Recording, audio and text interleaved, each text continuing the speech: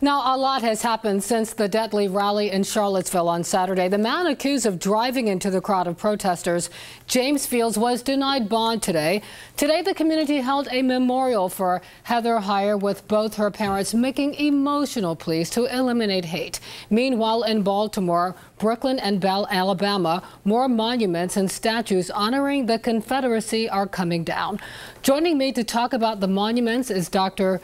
Jonathan Lieb, a professor at Old Dominion University. The Norfolk statue, first erected in 1907. This was immediately after the Jim Crow era into the lynching period in America. Tell us about that. Yes, most of the statues that were put up in public squares, city parks, courthouses, in Confederate statues in the South were put up in a time period from between about 1890 and the 1920s.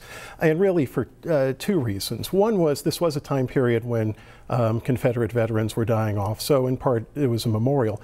But I think more importantly, this was also the post-Reconstruction time period when whites were reasserting control in the South. Jim Crow laws, as you mentioned, were being implemented. Blacks were being disenfranchised, losing the right to vote, being disempowered. Whites were taking over southern state governments. And so this was just another aspect of white Southerners demonstrating their power this way, literally in concrete terms on the landscape. Across the country, another peak in the 1960s.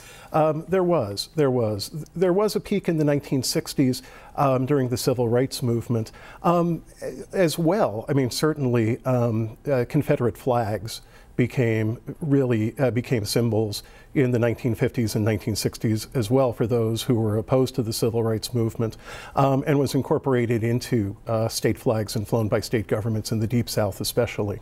You've watched the ebb and flow of this controversy for many years. In some regions, these statues are being taken down. In other regions, they're being pulled down. There seems to be an acceleration now. Do you think fear is driving this acceleration?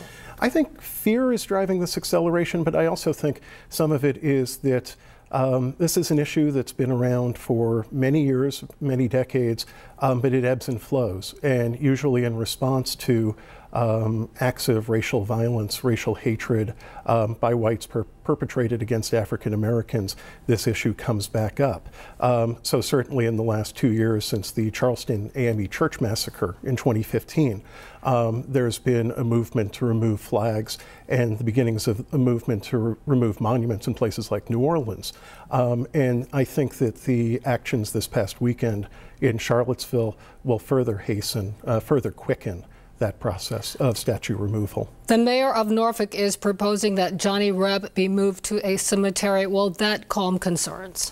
I'm not sure.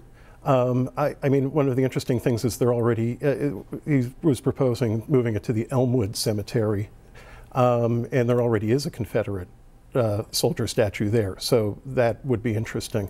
Will it calm fear? Will it calm fears? I don't know. I think this is an issue. There are many possible solutions. The trick is to get consensus within the community, and I don't know if there is any solution currently that would bring consensus to the entire community. Dr. Lieb, thank you so much for joining us. Thank you. Janet, back to you.